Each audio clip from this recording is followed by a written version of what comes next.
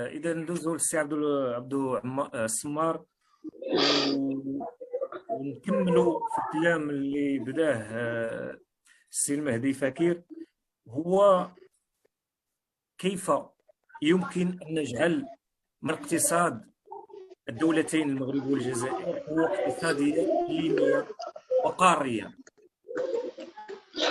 والله الأخ العزيز الأخ مهدي il a dit des choses خونا مهدي qui sont un peu vraies. Après moi je suis pas d'accord sur tout. Je pense qu'il ne faut pas exagérer l'influence internationale. Est-ce qu'il y a une volonté de toutes les puissances pour empêcher l'avènement du Maghreb? Je ne le crois pas. Quand le passé, il y avait des tentatives de négociation ou d'intermédiation ou des tentatives de réconciliation entre l'Algérie et le Maroc.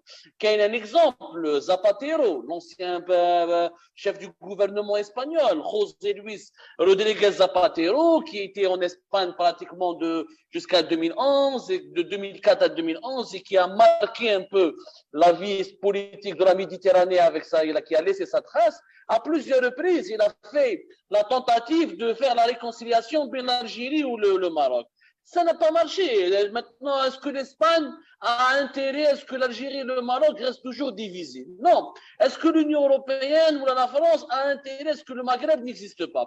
Si on a un marché commun, ça veut dire que les entreprises occidentales ou la chinoise ou la turque vont pouvoir commercialiser, réaliser des chiffres, gagner de l'argent. Donc pour eux, plus il y a de la paix, là où il y a la stabilité, là où il y a des marchés communs et de l'intégration régionale, c'est ça du point de vue économique. Maintenant, du point de vue politique, le problème, le Maghreb, c'est son sous-sol. Avec l'Algérie, avec la Libye, qui ont énormément de richesses.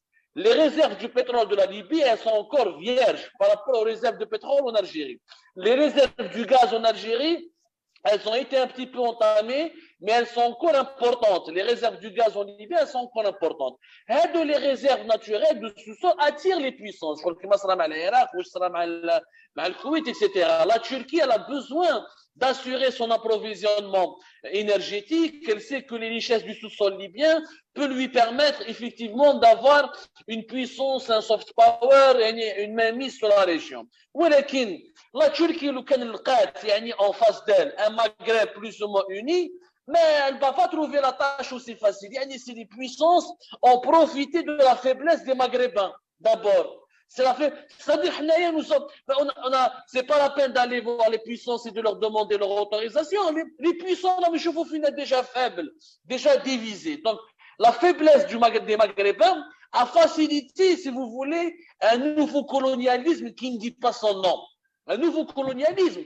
La France qui occupe pratiquement militairement les pays du Sahel, la Russie, la Turquie, les Émirats, etc., qui occupent militairement un peu la Libye, la Mauritanie qui a plusieurs bases pour les armées étrangères. C'est la faiblesse du Maghreb. Le Maghreb, donc tu n'as pas, c'est-à-dire, je pense qu'il faut arrêter de regarder le problème du point de vue du puissant. Le puissant, il chauffe que tu es faible. Il chauffe les autres pays asiatiques. Les femmes en Asie du Sud-Est ou l'Amérique latine. L'Amérique latine qui تحدوا بيناتهم les États-Unis ما عجبهاش الحال. بداو يشوفوا قال لك بابا le Brésil, l'Argentine, l'Uruguay, le Venezuela بيناتهم بداو يديروا في مجال. ولكن les pays de l'Amérique latine avec Lula, avec la nouvelle élite de l'Argentine, avec des présidents comme celui qui était pour l'Uruguay, ils ont mis avec Michel Bachelet, Chile, ils ont fait une politique régionale forte, تفاهموا بيناتهم وشوفوا بلي l'Amérique latine, la Mercosur, si je ne me trompe pas, la zone d'échange.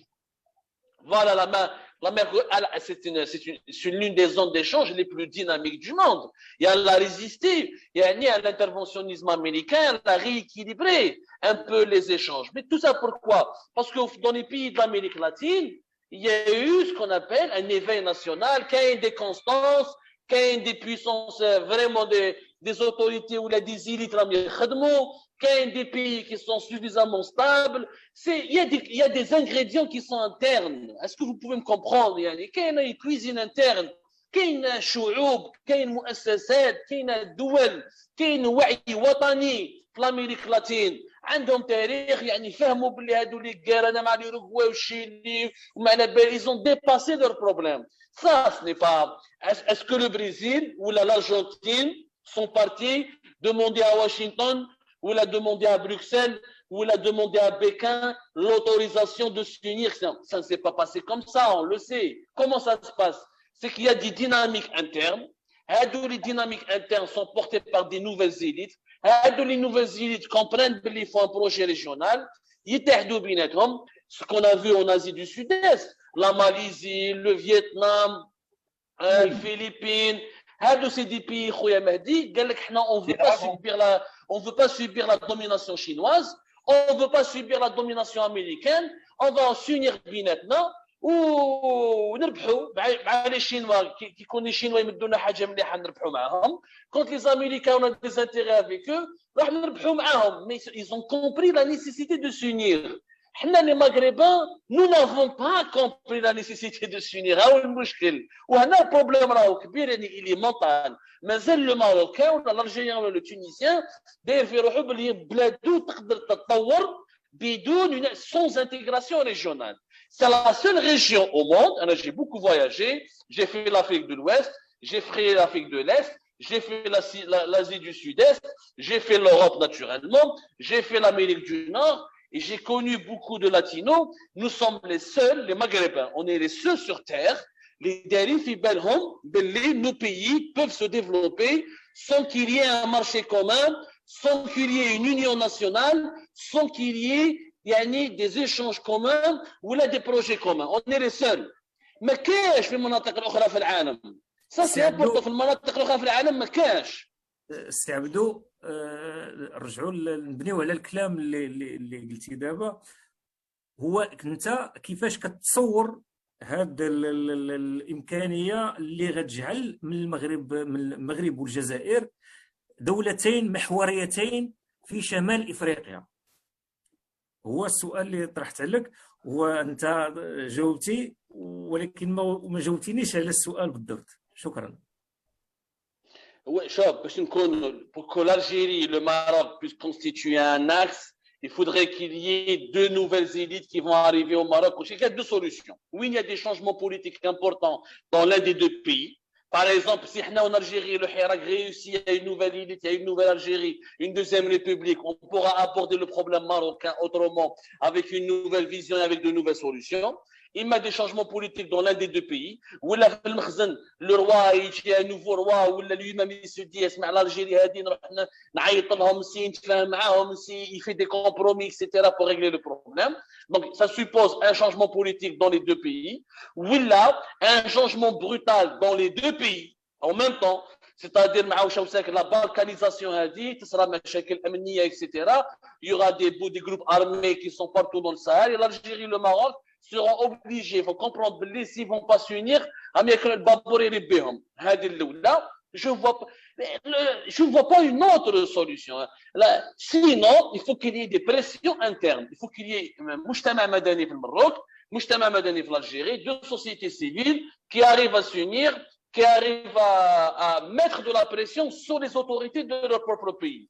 Pour le moment, il n'y a pas de pression énorme, ni au Maroc, ni en Algérie. Les deux opinions publiques nationales se contentent de statu quo. La preuve, on a une frontière, مهدي ولا يا جماعه لما يشوفوا فينا شوف لي فرونتيير دو l'Algérie كي تروح عندنا السعيديه ولا كي تشوف بورسي لا فرونتيير ترافيرس الشبايك يعني لو غرياج دون لا مير. C'est des images qui m'ont marqué quand كيضروا القلب صراحة. صراحة القلب كيتقطع العيد. والله يا جماعة أنا عشت العيد خصوصا أن بعض الأحيان أنا حضرت في وجدة عائلات من الجهة المغربية وعائلات من الجهة الجزائرية كيتلاقاو واحد البلاصة كيتسالموا مع بعضياتهم وكاين والله في الحال ملي كتشوف بحال داك الشيء. واحد المسألة استعبدوا باش ما نمروهاش هو أن بالنسبة للمجتمع المدني بالمناسبة راه كاين التعاون المغربي الجزائري في المجال الثقافي، خصوصا أنني أنا كنت اشتغلت مع عدد ديال الإخوان مديرين مهرجانات لا في المغرب لا في الجزائر. كاين تعاون يعني في المجال الثقافي والمجال الرياضي كاين. حنا مادام ان القيادات السياسيه لا في المغرب لا في الجزائر سامحه بهذا التعاون والتكامل الثقافي المغربي الجزائري، علاش ما يكونش هو فعوض ما يكون غير تكامل ثقافي فقط نزيدوا عليه تكامل اقتصادي؟ ولكن غادي نرجع للنقطه اللي قلت لك قبيله، ورغم ان السي المهدي ما اقتنعش بالفكره، هو ان اذا كان المجتمع المدني قادر انه يغير، راه حتى الجمعيات او اللوبيات اللي عرفتي الاسم ديالها انها راه ممكن انها تاثر على القيادات السياسيه، لان ملي كيكون واحد اللوبي قوي وكيشكل واحد الركيزه من ركائز ديال الاقتصاد وكيفرض يعني الاراء ديال اولا كيقترح، عنده قوه اقتراحيه لدى القياده السياسيه ديالو، فالقياده السياسيه ما يمكن لها الا تسمح له. علاش؟ لانك تشوف فيه هذاك اللوبي الاقتصادي اللي كيتكلم ما هو الركيزه ديال الدوله. اسمح لي الاخ العزيز، revenons à la question des frontières. لو كان صح كانت كاينه une pression dans les deux pays، لو كان le problème هذا il aurait été réglé. Le problème, malheureusement, il y a que la population des zones frontalières qui en souffre. لازم تكونوا وجداوي، مجات وجده ولا مجات فكيك ولا تلمساني ولا مغناوي ولا مجات بورسي باش تحس لا souffrance. Excepté les autres Marocains et les autres Algériens n'en parlent plus.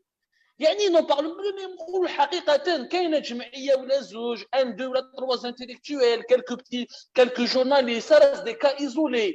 ما عندناش des mouvements nationaux ni en Algérie ni au Maroc qui luttent et qui parlent de la nécessité d'ouvrir les frontières.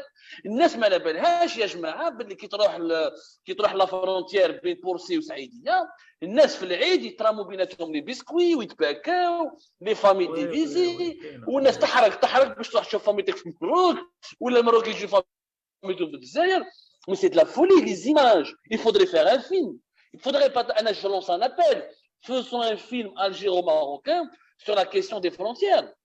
C'est un drame. تشوف الشبايك دارت افلام مغربيه الكرياج وسان دو ما شفتهمش، ابعثوهم انا نشوفهم، انا شخصيا ما شفتهمش. كاين فيلم ديال حسن بن جلون، دروك نشوف لك الاسم ديالو، هو كيتكلم على هذه المساله هذه. ماذا بيا نشوفوا، ماذا بينا اللي فيها واحد الفنان مغربي وفنانه جزائريه من اصول فلسطينيه بغاو يدوزوا الحدود الجزائريه، وكيفاش الصراع غير باش يدوزوا كانت واحد المشكله حتى انهم بقاو ما بين الحدود، لا هما في المغرب لا هما في الجزائر. انا غنرسم لك Il n'y a pas, يا جماعة, il faut qu'on augmente la pression au niveau interne. Malheureusement, l'élite algérienne et l'élite marocaine souvent aggravent les tensions entre les deux pays. نقولوها صراحة، عندك l'élite marocaine par exemple, je remarque au Maroc ما كاينش une élite vraiment dans l'opposition. قليلة وين les opposants يقول لك يا مداكدا يا كذا. Souvent à cause du problème du Sahara, l'élite marocaine se sent toujours dans l'obligation de soutenir de soutenir le régime marocain. Parce qu'il y a le problème du Sahara, parce que c'est une question de souveraineté. Mais, c'est un point important, un point très important. Nous, en Algérie, par exemple, on a une opposition. حنا رانا في برا قاعدين مع النظام، انك تشوف فيها مرمي في ليترونجي، ما شفت العائله تاعي ما شفت والو اكسيتيرا. ولكن au Maroc l'opposition marocaine elle n'est pas aussi importante que l'opposition algérienne. Exemple, il faut que les Marocains il faut dissocier la question du Sahara avec la question du Maghreb. C'est pas parce qu'il faut se battre pour le Sahara qu'il faut oublier le Maghreb, ou qu'il ne faut pas insister sur l'ouverture des frontières. Les élites des deux pays, malheureusement, jouent le rôle des fois des deux régimes. ونسوا المصالح اللي هما مصالح اقتصادية مهمة، اللي هما مصالح etc. Mais s'il n'y a pas d'ouverture des frontières, on ne pourra rien faire. Donc, pour aller au Maroc, je dois acheter un billet qui coûte 200 à 300 euros. C'est pas intéressant. Je vais aller en Espagne plutôt que d'aller au Maroc. Et vice versa, c'est le Marocain pour qu'il en Algérie, il doit payer 300 à 200 euros, c'est pas intéressant. Donc, le problème, l'ouverture des frontières est une question fondamentale qu'il faut traiter en extrême urgence.